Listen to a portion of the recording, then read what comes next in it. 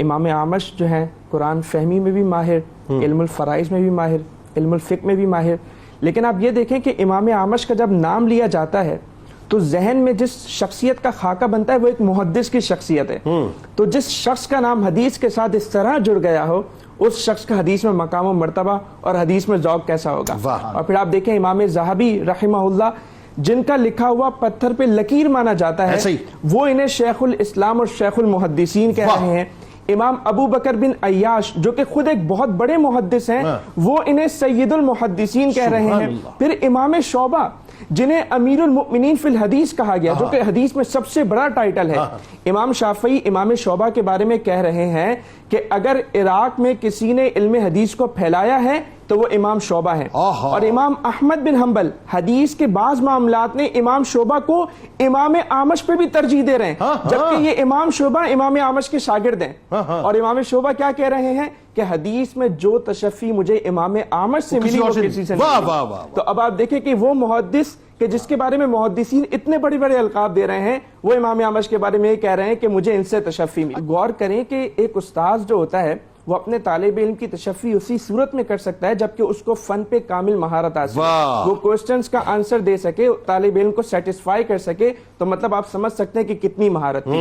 پھر علامہ ابن مدائنی یہ بیان کرتے ہیں کہ حضور علیہ السلام کی جو حدیث پاک ہے، اسے 4 بڑے شہروں میں 6 لوگوں نے جو ہے وہ محفوظ کیا.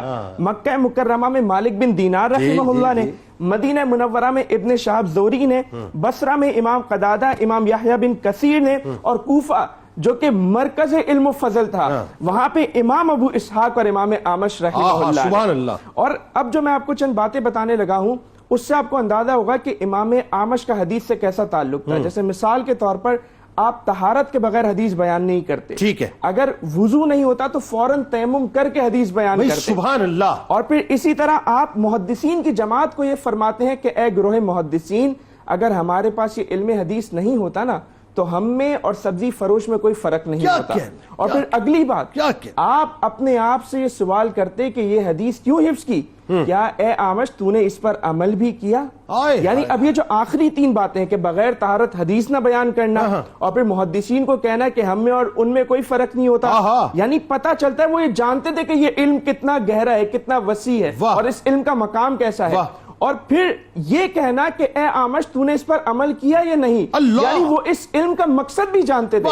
یعنی خلاصہ یہ نکلے گا کہ جہاں اللہ نے انہیں علم حدیث عطا کیا وہاں اس علم کی روح اور اس علم کا نور بھی عطا کیا، تبھی تو عمل کی طرف راغب ہوئے نا. اور پھر آپ نے حافظے کی بات کی، تو حافظے کے حوالے سے دیکھیں کوئی بھی علم حاصل کیا جائے، حافظے کی حیثیت وہاں مسلم ہے کسی بھی علم میں، لیکن حدیث کا علم ایسا حدیث ہے کہ آپ یوں کہہ سکتے ہیں حافظے اور حدیث کا چولی دامن کا ساتھ ہے. اور پھر آپ دیکھیں کہ حدیث کی سب سے اعلیٰ قسم صحیح حدیث جو ہے، اس کی ایک شرط یہ ہے کہ اس کے جو راویان ہیں، اس کو جو بیان کرنے والے ہیں، وہ تام الضبط ہو، ان کا حافظہ بڑا مضبوط ہو. تو اب آپ سمجھ لیں کہ حدیث کا اور حافظے کا کتنا گہرا تعلق ہے. تو امام اعمش جو اتنے بڑے محدث، ان کا حافظہ کیسا ہوگا. اب امام ابن شہاب زہری جن کے واقعے کی طرف آپ نے اشارہ کیا، امام ابن شہاب زہری تک یہ خبر پہنچی کہ عراق میں کوئی بڑا عالم فاضل نہیں ہے، اور انہوں نے اپنا ایک کانسیپٹ بنا لیا کہ وہاں کوئی بڑا عالم نہیں ملتا.